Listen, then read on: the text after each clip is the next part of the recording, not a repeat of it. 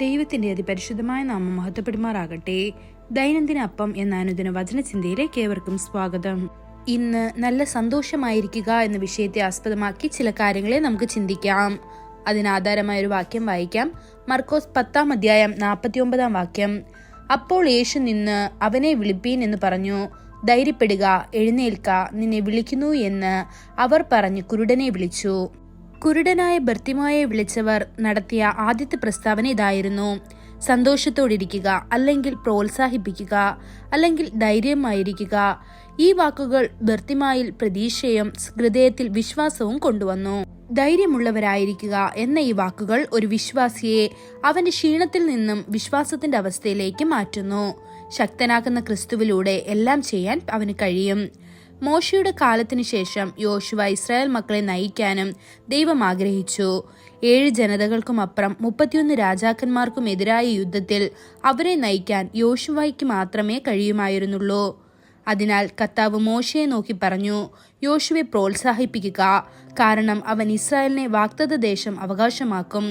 മോശ യോശുവയുടെ മേൽ കൈവച്ചപ്പോൾ അവൻ ജ്ഞാനത്തിന്റെ ആത്മാവിനാൽ നിറഞ്ഞു എന്ന് ആവർത്തനം 34:9 വാക്യത്തിൽ കാണാൻ സാധിക്കുന്നു. അതെ, കർത്താവ് തന്റെ ദാസന്മാരിലൂടെ ശക്തിപ്പെടുത്തുന്നു. രണ്ടാമതായി, കർത്താവ് തന്റെ ദൂതന്മാരിലൂടെ നമ്മെ ശക്തിപ്പെടുത്തുന്നു. അവൻ നമ്മെ ശുശ്രൂഷയ്ക്കായി അയച്ച ശുശ്രൂഷ ആത്മാക്കളാണെന്ന് എബ്രായർ 1:14 വാക്യത്തിൽ കാണാൻ സാധിക്കുന്നു. ഒരിക്കൽ ദാനിയേൽ ക്ഷീണിതനായപ്പോൾ കർത്താവ് തന്റെ ദൂതനെ അയച്ചു പറഞ്ഞു: ഏറ്റവും പ്രിയപ്പെട്ട മനുഷ്യ, ഭയപ്പെടേണ്ട, നിനക്ക് സമാധാനം, ശക്തനായിരിക്കുക, അതെ, ശക്തനാവുക എന്ന്. ഇത് ദാനിയേൽ 10:19 വാക്യത്തിൽ കാണാൻ സാധിക്കുന്നു. അപ്പോൾ ദാനിയേൽ ശക്തി പ്രാപിച്ചു. യജമാനൻ പറയട്ടെ, നീ എന്നെ ബലപ്പെടുത്തിയിരിക്കുന്നു എന്ന് പറഞ്ഞു. മൂന്നാമതായി, സഹോദരങ്ങൾ നമ്മെ ശക്തിപ്പെടുത്തുന്നു. ദൈവത്തിന്റെ കുടുംബത്തിലേക്ക് വീണ്ടെടുക്കപ്പെട്ടവരെല്ലാം നമ്മുടെ സഹോദരങ്ങളെ പോലെയാണ്. ഇതാ, സഹോദരന്മാർ ഒത്തൊരുമിച്ച് വസിക്കുന്നത് എത്ര ശുഭവും എത്ര മനോഹരവുമാണെന്ന് സങ്കീർത്തനം 133:1 വാക്യത്തിൽ കാണാൻ സാധിക്കുന്നു. തിരുവെഴുത്തുകൾ പറയുന്നു: എല്ലാവരും അയൽക്കാരനെ സഹായിച്ചു, സഹോദരനോട് പറഞ്ഞു, ധൈര്യമായിരിക്കുക എന്ന്. ഇത് യെശയ്യാവ് 41:6 വാക്യത്തിലും. നമ്മെ തന്റെ സഹോദരന്മാർ എന്ന് വിളിക്കാൻ കർത്താവിന് ലജ്ജയില്ല.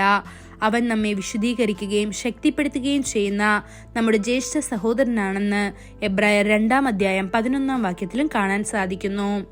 അവസാനമായി, നമ്മുടെ കർത്താവായ യേശുവിന്റെ വിലയേറിയ സ്നേഹം നമ്മെ ശക്തിപ്പെടുത്തുന്നു. അവന്റെ ക്രൂശീകരണത്തിന് ശേഷം ശിഷ്യന്മാർ അവിടെ എല്ലാ ശക്തിയും പൂർണ്ണമായും ഉത്തേജിക്കപ്പെട്ടു. എന്നാൽ കർത്താവ് അവരുടെ ഇടയിൽ ചെന്നവരെ ശക്തിപ്പെടുത്തി. ആണി കുത്തിയ കൈകൾ അവർക്ക് നേരെ നീട്ടി. ശിഷ്യന്മാർ അവന്റെ ആണിപ്പഴുതേറ്റ കൈകാലുകളിലേക്ക് നോക്കി. കാൽവറിയുടെ സ്നേഹത്താൽ അവർ തൽക്ഷണം നിറഞ്ഞു. കർത്താവിൽ ആഴമായ വിശ്വാസവും ഉണ്ടായിരുന്നു.